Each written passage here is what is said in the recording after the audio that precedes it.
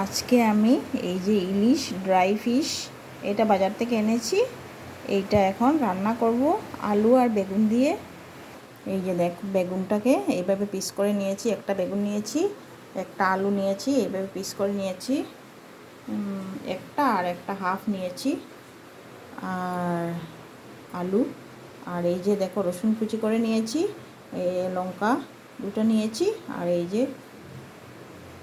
পেঁয়াজ কুচি করে নিয়েছি, এই যে একটা পেঁয়াজ, আর এই যে রসুন কয়েকটা। এখন আমি কড়াইয়ে তেল দিয়ে দিয়েছি, তেল গরম হয়ে গেছে। এখন আলুগুলো প্রথমে দেব। আলুগুলো অল্প ফ্রাই হয়ে গেছে, এখন বেগুনগুলোও দিয়ে দেব। এখন অল্প নুন দিয়ে দেব,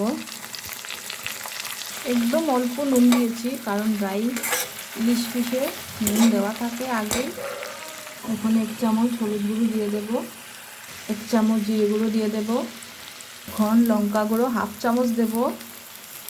এখন সবজিগুলো অল্প কিছুক্ষণ ফ্রাই হতে দেব। অন্য আরেকটা কড়াইয়ে অল্প তেল গরম করে নেব। এখন আমি পেঁয়াজ কুচিগুলো দিয়ে দিলাম, এখন রসুন কুচিও দিয়ে দেব। অল্প একটু লাল হয়ে গেলে ইলিশ শুটকিটা দিয়ে দেব।